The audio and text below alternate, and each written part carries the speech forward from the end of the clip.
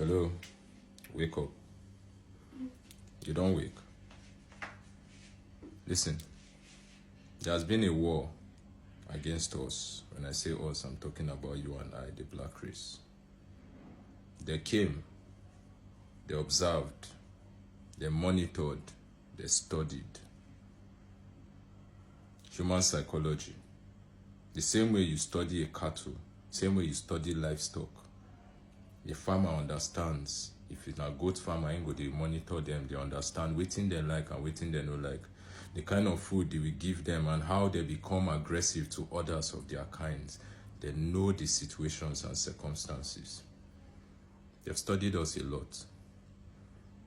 And so, how do they further fortify this behavior, push it to encourage it? They enslaved. They enslaved us physically. Do you understand? They enslaved us by attacking our identity. Then next, the greatest of all is here. And when they were able to capture this one, they left us. Do you understand? And went back and continued wirelessly. They say, okay, let's remove the ones on your hand. You've accepted this identity if you want or not, okay? But this one forever, this is where the battlefield is happening. And because this is where it happens, it controls our physical, what we see, how we act, and how we react. They know that a typical African is in a state of survival. A typical Nigerian is in a state of survival, trying to escape their reality. And so they don't care to step on anybody. They don't care about any other person. Even in their utterances in church, as for me and my family, alone, every other person that came to that church with you, that you claim that are part of a universal concept, universal truth, you don't care about them. You say, as for me and my household, so that individualistic mindset is there. So they understand it, they've studied it, and they know it. They know that because of our constant seeking of validation, we will trample upon every other person. We are looking for all of us want buy Benz, all of us want drive car, all of us want wear chain, all of us want do this one, all of us want do whatever we want to do. Excuse me. I had to pause it because of the dog. We want to be validated by our peers, we want to be validated by our parents, we want to be validated by society. So that's lockdown, validation.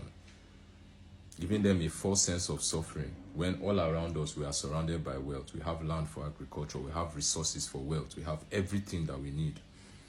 Then greed, it graduates to greed. They realize that these guys, because of the trauma of the state of survival and suffering, they want to continue to amass. That is why I look at our politicians and I laugh with pity. Because even as much as they keep amassing all these cabals, they keep stealing and looting and acquiring, they have more than enough. They cannot stop. So they are also a prisoner here. They can't stop because they're also still seeking validation. Who has the biggest yacht? Who has the biggest this one? Who has this one? Who can do that one? Who can do this one? Are you getting it? So the battlefield here is in the mind. And how do they do this? They go about limiting the kind of knowledge that we can have as a people. Limiting the kind of knowledge, skill that we should have. Limiting self-reliance. Limiting solid foundations. I said it before. If you want to be a carpenter, you go to carpentry school. The person who is teaching you will teach you the fundamentals of woodwork. So that when you graduate, when you see wood, you know, say if you use it and do anything. You can use it to do sculpture, you can use it to do painting, you can use it to do anything you want to do. Do you understand? Chairs, whatever. But then our educational structure does not give us the fundamentals. It does not give us or provide us with the fundamental to be self-sufficient. Do you understand? And then the religious institutions cage our mind and give us a false belief that makes us to lack accountability and taking responsibilities for our actions. We do no longer believe in consequences, so we can hurt anybody and ask for forgiveness. Do you understand what I'm trying to say? Now, they continue to understand that in as much as the black race, the black man, the Nigerian is trying to free his mind, because if you look on the internet now, you see a lot of people speaking, you see me speaking, you see other people talking, seeking liberation of the mind. They have gone ahead to start paying individuals. They will pay a northerner to take an Igbo name and then go and start reading about false history and coming to teach you false history to further tarnish your identity. So when you come online, you see young people like me, my age bracket, arguing over trivialities, frivolous things that don't matter. Okay, we know all these things. We know all these things you have been saying. We've heard all these things. How does it affect us now in our current reality? That's the question you should be asking. That's how to think critically. I've seen them for the past months. Even different nationalities taking up Nigerian names and passing wrong history, spiting everybody, creating false narrative, fighting some that can talk, because they think the northerners, most northerners Hausa people have been deprived from acquiring knowledge. It was systematically done. And so a few of them cannot vocalize, they cannot be very articulate with the colonial language of English.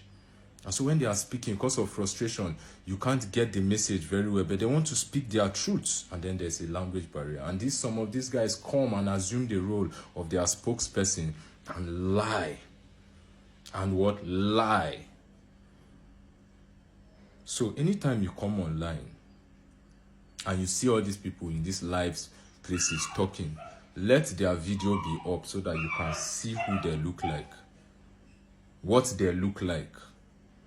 And if they speak like that, and you go to their profiles, and their profiles do not mirror what they are speaking about. Like if you come to my profile, you go see my face, you go hear me, I'm talking like this, this is what I do, this is how I sing. I sing about these same things. So I embody my message. If you go and they are not embodying their message, then you should know those are agents of destruction to further cage your mind. To further what? Cage your mind. I will not sit down and allow the next generation to become the generation that we are, or our parents, because we are gradually becoming our parents and putting the fate of our children in the hands of teachers who are also in the struggle, who do not have the fundamental knowledge, who do not have the real knowledge, who do not teach out of love. People who just teach from a playbook. Today is maths, 2 times 1, 2 times, they just teach you all those things, without allowing the individual to connect at a point in their life where they are very eager to amass knowledge, where they are interested in the world. They provide them with mediocrity, things when if you help them achieve anything.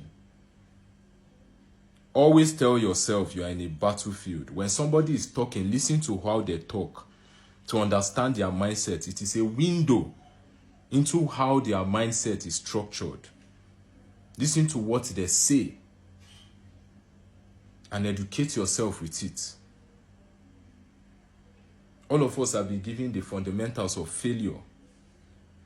That is why you waste 20, 25 years of your productive life in an educational structure that does not provide you with anything at the end of the day. That is full, blatant betrayal. Complete betrayal. And then because they understand that the African dwells in ego. Oh, my child is going to this British American school. Oh, my child is going to this one school. Oh, the school fees is 250,000. Oh, the school fees is 500 and something thousand. Can you see yourself? Can you see it clearly now? So my first mission is to find those schools, those public schools, those community schools that do not have those facilities and incorporate it. If you want to be influential, we must add value. Millennials, Gen Zs, we go old, we go reach 60. And when we look back at our life, we are going to be seriously ashamed.